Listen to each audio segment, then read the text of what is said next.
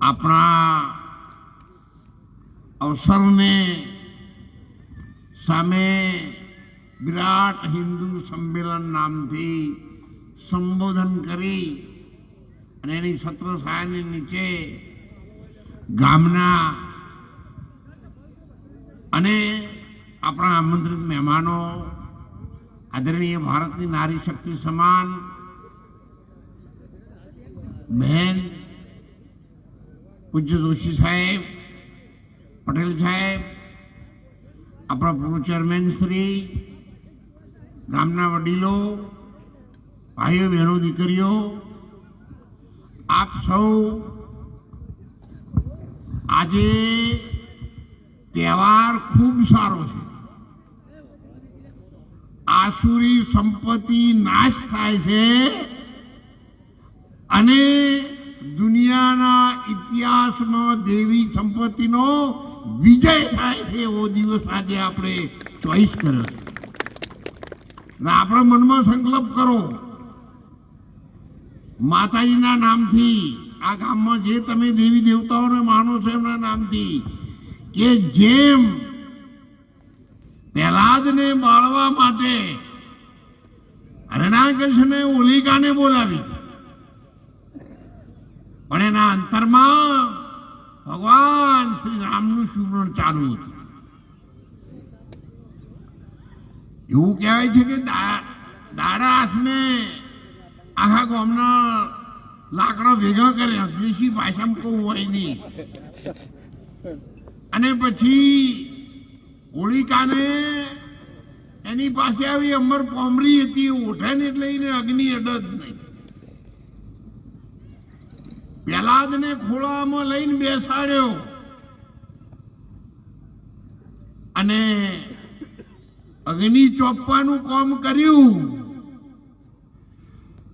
અગ્નિ સળગી એટલે રણાકૃષ્ણને માનવા વાળો વર્ગ હતો એ બધાને નક્કી થઈ ગયું કે મહારાજાનો વિજય થઈ ગયો અને પ્રહલાદ કાયમ ખાતે બળી ગયો. પણ હમણાં આપણા જોશી સાહેબ, બહેનબા, પટેલ સાહેબ, આ બધા આજે તમે જેમ છો તેમ હંમેશા સત્યવાન માણસો બહુ ઓછા આવે. આખી ધરતીમાં તમે જુઓ, તમારા ઘઉં 60 મણ હોય પણ બીજવારો 60 મણ ના હોય, બીજવારો 20 કે 30 કિલો જ હોય. એટલે તમે આજ જે મળ્યા છો ને એ ઘઉંના બીજવારા જેવા, એટલે બધાને તાળીથી બતાવો. 1 મણમાંથી 60 મણ પાકવાના છે એવા આપણે મળ્યા છે. ત્યારે ઘરમાં બેઠા બેઠા પ્રાર્થના કરવા માંડ્યા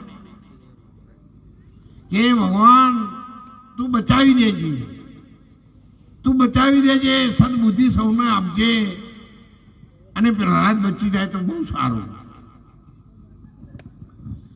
એટલે એવું કહેવાય છે જે દારૂ પી આસુરી સંપત્તિના લોકો સાંજ સુધીમાં, અડધી રાત સુધીમાં સુઈ ગયા, પણ પેલા સારી નિષ્ઠાવાન ભક્તો હતા એ જાગી રહ્યા હતા.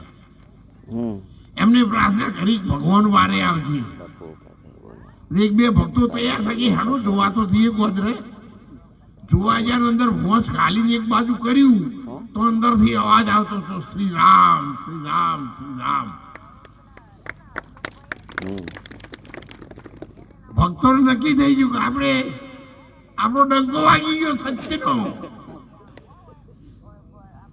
સાહેબ 4 વાગે પહેલા જ બહાર આવ્યો. ભક્તો ઘેર ગયા, નાવા ધોવાનું ચાલુ કર્યું. અબીર, કંકુ ને ગુલાલ ઉડાડવા માંડ્યા. એટલે પેલા નશો કરીને હુઈ ગયેલા હતા ને તો મોડા જાગે ને એ જાગી. આ ભક્તો કેમ દેશી ભાષામાં કહું હો તમને મોજ આવે એટલે કે આ ભક્તો ચમ ફાળે થયા છે. એટલે કોઈ કે આ તો પેલા જ બચી ગયો, સત્ય જીતી ગયું. એટલે એને કંકુ, અબીલ, ગુલાલ ને ફૂલ ઉડાડ્યા ને એટલે રાક્ષસ આસુરી સંપત્તિના જે માણસો હતા ને એ બધા કોઈ મેષ લાવ્યું, કોઈ બળેલું તેલ લાવ્યું, કોઈ ગારો લાવ્યું, એ ધૂળેટીના દાડા સવારે તમે જોજો, જે તેલ વાળા ડાઘ વાળા બધા આવે ને એ હરણાકંશના વંશના છે, અને બિલ કંકુ ગુલાલ વાળા જે આવશે એ બધા શ્રી રામ ભગવાનના વંશના છે.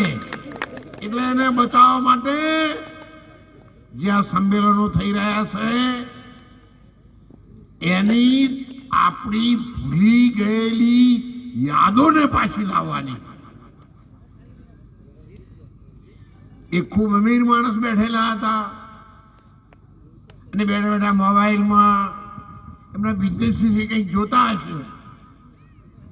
એ ગરીબ માણસ આવ્યો કે શેઠ સાહેબ સખત ગરમી છે અને મને તરસ બહુ લાગી છે, તો મને પાણી આપો ને. શેઠે અવાજ આવે પણ એમને કઈ આવ્યું નહીં. એટલે શેઠને કહ્યું ભાઈ હમણાં કોઈ માણસ આવે ને એટલે તને પાણી આપવાનું કહી દઉં, તું બેસી જા.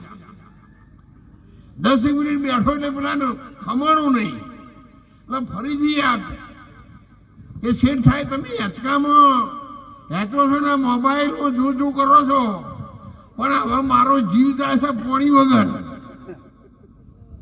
પણ એ હજુ કોઈ માણસ જ આવ્યું નહીં.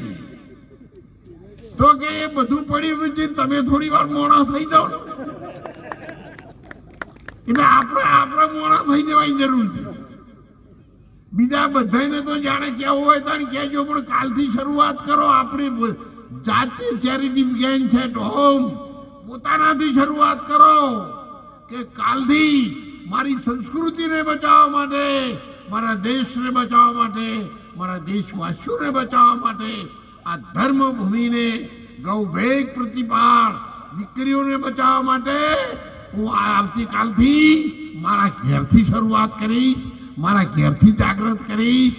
મારા ઘરમાં જ મારા બાળકો ભગવાન દેવી દેવતાઓની પૂજા કરતા હું શીખવાડીશ, બીજાને માન આપતો શીખવાડીશ, અને મારા ઘરમાંથી સારા સંસ્કારોની શરૂઆત હું કરીશ.